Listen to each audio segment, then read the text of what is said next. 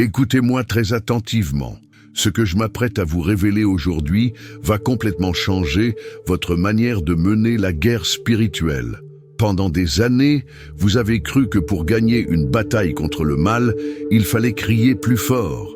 On vous a appris que pour avoir de l'autorité, il fallait parler, réprimander, argumenter et faire du bruit.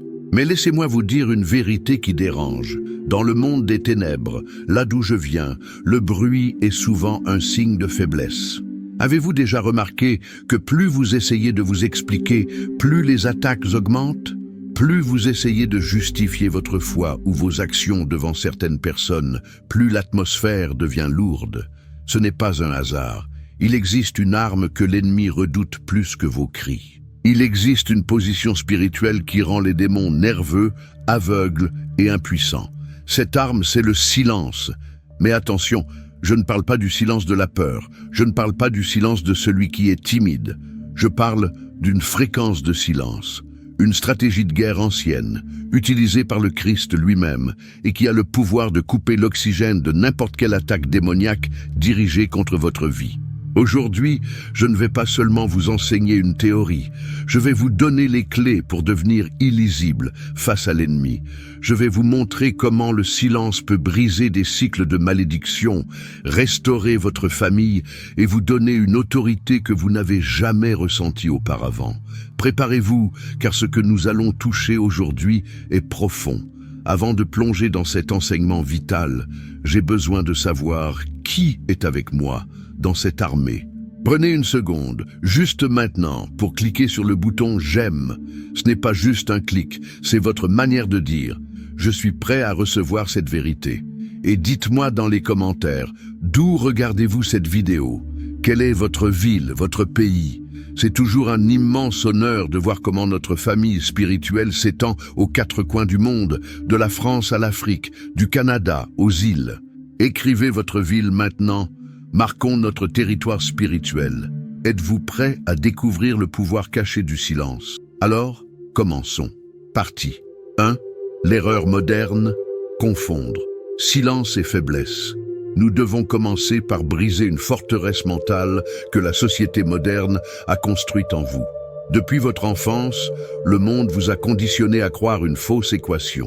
Celui qui se tait, consent, ou celui qui ne dit rien est faible. On nous apprend que pour s'imposer, il faut avoir le dernier mot, que si vous ne répondez pas à une accusation, c'est que vous êtes coupable. C'est un mensonge humain qui n'a aucune valeur dans le monde spirituel. En réalité, dans les dimensions spirituelles, c'est exactement l'inverse. Le silence n'est pas de la passivité. Le silence est un gouvernement interne. Regardez autour de vous. Les personnes qui parlent sans arrêt, qui racontent tout ce qu'elles font, qui réagissent à la moindre critique, que révèlent-elles? Elles révèlent des émotions désorganisées. Elles montrent qu'elles ne sont pas maîtres d'elles-mêmes. Quand vous parlez trop, vous ouvrez des portes, vous donnez des informations, vous montrez à l'ennemi exactement où se trouvent vos blessures. La Bible est très claire à ce sujet et pourtant nous l'oublions souvent. Regardez ce que dit Proverbe 17-28. L'insensé même, quand il se tait, passe pour sage. Celui qui ferme ses lèvres est un homme intelligent. Pourquoi l'Écriture dit-elle cela? Parce que le silence est une preuve de maturité. Le silence dérange parce qu'il est imprévisible. Quand vous vous taisez face à une attaque, vous ne montrez pas votre peur, vous montrez votre contrôle. L'erreur que font 90% des chrétiens aujourd'hui est d'essayer de gagner des batailles spirituelles avec des armes charnelles, des explications, des justifications, des débats. Mais vous ne pouvez pas vaincre un esprit avec des arguments logiques. Arrêtez de penser que le silence est une défaite. À partir d'aujourd'hui, voyez le silence comme votre bouclier le plus solide. Partie 2. Le silence est une fréquence, non un comportement. Allons plus en profondeur. Je veux que vous compreniez ceci avec votre esprit, pas seulement avec votre intellect. Le silence n'est pas simplement l'absence de bruit, ce n'est pas juste fermer la bouche. Dans le monde occulte, là où j'opérais autrefois, nous comprenions que tout est énergie, tout est vibration. Les paroles portent un poids, les intentions ont une odeur, et le silence a une fréquence spécifique.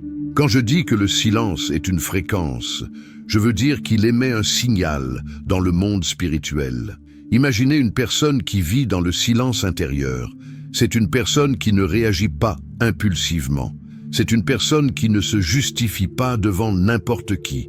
C'est une personne qui garde le secret de sa relation avec Dieu. Cette personne devient illisible pour les démons. Vous devez comprendre comment fonctionnent les esprits impurs. Ils sont des observateurs légaux. Ils vous observent. Ils écoutent ce que vous dites pour l'utiliser contre vous. Ils guettent vos plaintes pour trouver une faille dans votre muraille. Les démons se nourrissent de votre réactivité. Ils se nourrissent de vos confessions négatives. Ils se nourrissent de votre manque de contrôle émotionnel. Quand vous entrez dans la fréquence du silence, vous coupez ce signal. Vous devenez comme un trou noir sur le radar de l'ennemi. Ils envoient une flèche, mais ils ne reçoivent aucun son en retour. Ils ne savent pas si ça vous a touché. Ils ne savent pas ce que vous pensez. Ils ne savent pas ce que vous allez faire. Cette incertitude les terrifie. Un chrétien silencieux et en prière est infiniment plus dangereux qu'un chrétien bruyant et distrait. Le silence vous rend invisible au radar de l'enfer. Partie 3. Pourquoi le silence détruit les démons d'un coup? Vous vous demandez peut-être, mais comment le simple fait de ne rien dire peut-il être une attaque? C'est ici que réside le grand secret de la guerre spirituelle. Les démons n'opèrent pas toujours par des possessions spectaculaires. La plupart du temps, leur stratégie est l'usure. Ils opèrent par la provocation, la distraction, le bruit mental et la confusion. Leur but est de vous faire entrer dans le cycle de la dispute. Ils veulent vous faire descendre de votre position d'autorité pour vous battre dans la boue des émotions humaines. Le silence coupe net cette provocation. Le silence annule la confession négative. Le silence termine le cycle. Regardons le Maître, Jésus, l'exemple suprême. Lorsqu'il fut arrêté et emmené devant Hérode, un moment critique où sa vie était en jeu, que fit-il? Hérode lui posa de nombreuses questions. Il voulait voir un miracle. Il voulait du spectacle. L'évangile de Luc 23, 9 nous dit « Jésus ne lui répondit rien, rien, pas un mot, pas une défense, pas une prédication. Pourquoi? Était-il faible? Non, il était en totale autorité. Hérode avait le pouvoir politique, mais Jésus avait le pouvoir spirituel. En se taisant, Jésus a refusé de donner à Hérode l'accès à son intériorité. Il a refusé de jouer le jeu de l'ennemi. Ce silence a été plus puissant que n'importe quel sermon. Il a jugé Hérode sans prononcer un mot. Lorsque vous appliquez cela dans votre vie, lorsque le diable essaie de vous provoquer par une personne au travail, par un conjoint colérique, par une situation injuste, et que vous choisissez le silence conscient, vous retirez le combustible. Le feu a besoin d'oxygène pour brûler. Les conflits démoniaques ont besoin de vos paroles pour continuer. Si vous coupez l'oxygène, vos paroles, le feu s'éteint. Le démon n'a plus rien à manger. Il doit partir, car il ne trouve aucune prise sur vous. C'est ainsi que le silence détruit l'attaque à la racine. Partie 4. Le silence comme arme contre les malédictions et les vices. Maintenant, appliquons cela à vos luttes personnelles. Beaucoup d'entre vous luttent contre des cycles répétitifs. Échecs financiers, maladies, vices, problèmes familiaux. Vous priez, vous jeûnez, mais ça revient. Avez-vous déjà analysé ce qui sort de votre bouche? Beaucoup de malédictions ne sont pas maintenues par des rituels de sorcellerie externes, mais par vos propres confessions internes répétées. Je n'y arriverai jamais. C'est toujours pareil dans ma famille. Je suis fatigué, je n'en peux plus. Je suis malade. Chaque fois que vous prononcez ces phrases sans discernement, vous signez un contrat de renouvellement avec la malédiction. Vous donnez l'autorisation légale à l'esprit familier de rester. Le silence est l'outil de la rupture. Si vous ne savez pas quoi dire de positif, ne dites rien. C'est une règle d'or. Le silence conscient interrompt le cycle. Il crée un espace vide. Et dans ce vide, Dieu peut commencer à travailler. Le silence n'est pas la fin. C'est l'intervalle nécessaire où Dieu réorganise votre structure interne. C'est le moment où vous arrêtez de maudire votre propre avenir. Apprenez à vous taire sur vos problèmes. Arrêtez de raconter vos malheurs à tout le monde. Plus vous en parlez, plus vous les magnifiez. En les taisant, vous les réduisez à leur juste taille et vous laissez la place à la voix de Dieu. Partie 5. Le silence au quotidien. Famille, travail et environnement toxique. C'est ici que cela devient très pratique. Nous vivons dans le monde réel, pas dans une bulle. Et souvent, les attaques les plus violentes ne viennent pas d'inconnus, mais de l'intérieur, de la famille, des amis proches, des collègues de travail. Il y a des environnements toxiques où parler est dangereux. Il y a des gens autour de vous qui sont amers. Ils n'envient pas seulement votre argent ou votre voiture, ils envient quelque chose de plus précieux, votre lumière. Ils envient votre paix, ils envient votre résilience. Quand vous partagez vos rêves, vos projets ou vos bénédictions avec ces personnes, vous leur donnez des munitions. Jésus a donné un avertissement sévère dans Matthieu 7,6. Ne donnez pas les choses saintes aux chiens, et ne jetez pas vos perles devant les pourceaux, de peur qu'ils ne les foulent aux pieds, ne se retournent et ne vous déchirent. C'est une image forte mais réelle. Parler trop dans ces environnements, c'est exposer des processus qui sont encore fragiles. Une graine a besoin d'être sous terre, dans le silence et l'obscurité pour germer. Si vous la déterrez tout le temps pour la montrer, elle meurt. Le silence protège vos semences. Il protège vos décisions qui sont encore en maturation. Vous n'avez pas besoin de tout dire à votre famille si elle ne vous soutient pas. Vous n'avez pas besoin d'expliquer votre foi à des collègues moqueurs. Le silence vous permet de conserver votre énergie pour ce qui compte vraiment, au lieu de la gaspiller à essayer de convaincre des gens qui ont choisi de ne pas comprendre. Partie 6. La différence entre le sage et l'insensé. En pratique, comment reconnaître si vous agissez par l'esprit ou par la chair? C'est simple. Observez votre rapport au silence.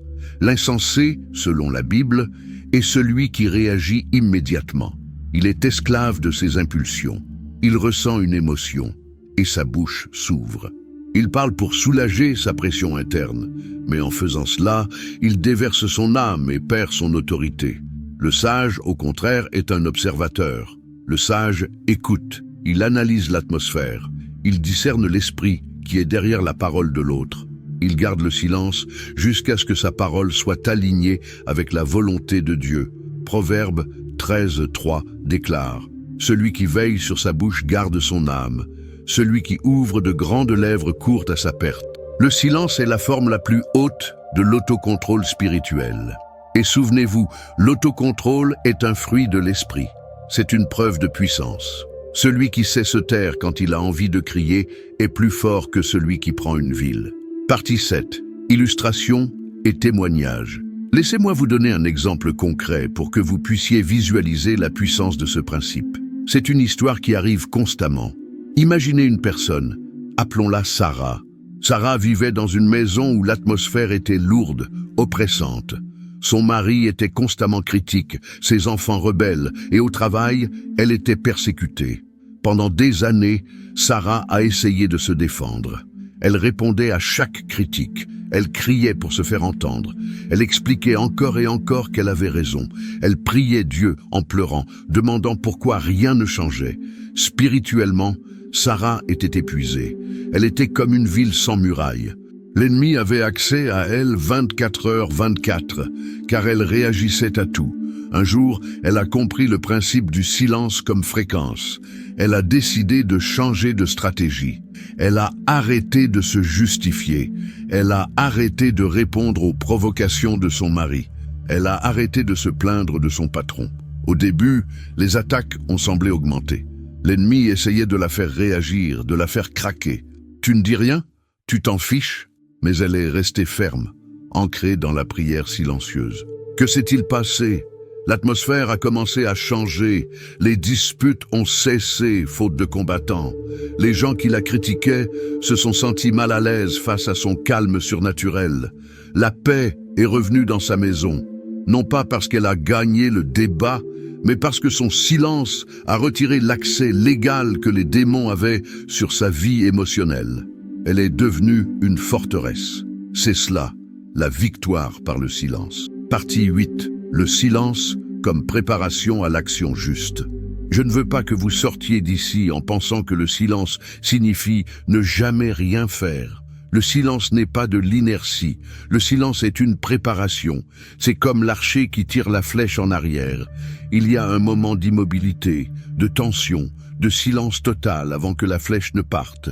Ce silence sert à viser, il sert à accumuler la force cinétique. Le silence spirituel affûte votre discernement, il aligne votre intention avec celle de Dieu, il organise votre esprit. C'est dans le silence que Dieu vous donne la stratégie pour la bataille. Et quand le silence a fait son œuvre, alors vient le temps de parler. Mais cette fois, quand vous parlez, ce n'est plus du bruit. C'est une parole de puissance. C'est une parole prophétique. C'est une parole qui tranche. Quand le sage rompt son silence, il n'a pas besoin de crier ni de répéter. Une seule phrase suffit, car elle est chargée de l'autorité accumulée dans le secret. Pour conclure cet enseignement, gravez ceci dans votre cœur. Le silence est une forme de gouvernement. C'est la maîtrise de soi. C'est la protection de votre onction. C'est une stratégie invisible qui désarme les pièges du diable. Tout ne mérite pas d'être dit. Tout combat ne mérite pas d'être mené. Toute provocation ne mérite pas votre attention. Parfois, le plus grand acte de guerre spirituelle que vous puissiez poser, c'est de regarder l'ennemi en face et de ne rien dire, de rester dans la paix de Christ. Ce type de silence n'affaiblit pas, il ne vous efface pas. Il vous positionne comme un roi et une reine dans le royaume spirituel. Il détruit l'attaque avant même qu'elle ne puisse fleurir. Soyez sage, soyez silencieux, soyez redoutable. Maintenant, là où vous êtes, je veux que vous fermiez les yeux un instant. Nous allons sceller cette parole. Nous allons activer cette fréquence dans votre esprit. Ne soyez pas spectateur. Participez avec moi. Père éternel, Créateur de tout ce qui est visible et invisible, nous nous présentons devant toi en cet instant, humbles mais confiants. Seigneur, nous te demandons pardon pour toutes les fois où nous avons parlé trop vite, pour toutes les fois où nous avons livré nos émotions à l'ennemi, pour toutes les paroles inutiles qui ont nourri nos propres chaînes. Aujourd'hui, nous recevons la révélation du silence sacré. Je prie pour chaque personne qui écoute cette vidéo. Je déclare sur leur vie une onction de maîtrise de soi. Que toute agitation mentale s'arrête maintenant au nom de Jésus. Que toute provocation de l'ennemi tombe à terre, sans effet. Je revêts ton peuple de l'armure du silence. Rends-les illisibles pour les attaques des ténèbres. Donne-leur la sagesse de savoir quand se taire et la puissance de savoir quand parler. Que leur paix intérieure devienne une tempête pour leurs ennemis. Nous reprenons le territoire perdu. Nous reprenons le gouvernement de nos émotions. Au nom puissant de Jésus, nous sommes libres, nous sommes sages et nous sommes victorieux. Amen. C'est fait. Vous avez reçu l'enseignement. Vous avez reçu la prière. Maintenant, il faut poser un acte prophétique pour sceller cela. Je veux lire votre voix maintenant. Je veux que vous preniez autorité dans les commentaires. Écrivez cette phrase de victoire ci-dessous. Je suis illisible pour l'ennemi. Écrivez-le. Je suis illisible pour l'ennemi. En écrivant cela, vous déclarez au monde spirituel que vous n'êtes plus une proie facile, que vous ne réagirez plus aux provocations. Utilisez aussi les commentaires pour encourager un frère ou une sœur. Si vous avez un témoignage sur le pouvoir de se taire, partagez-le. Votre expérience peut libérer quelqu'un d'autre aujourd'hui. Soyez la lumière dans cet espace de commentaires. Et si cet enseignement vous a nourri, assurez-vous d'être abonné à la chaîne. Activez la cloche, car nous construisons ici une armée de gens éveillés et nous avons besoin de vous pour les prochaines révélations. Partagez cette vidéo à quelqu'un qui souffre de trop de conflits, quelqu'un qui a besoin de retrouver sa paix. Soyez un instrument de leur délivrance. Restez ferme dans cette fréquence. Ne laissez personne voler votre paix. On se retrouve très bientôt pour aller encore plus loin. Que la grâce vous accompagne. À la prochaine.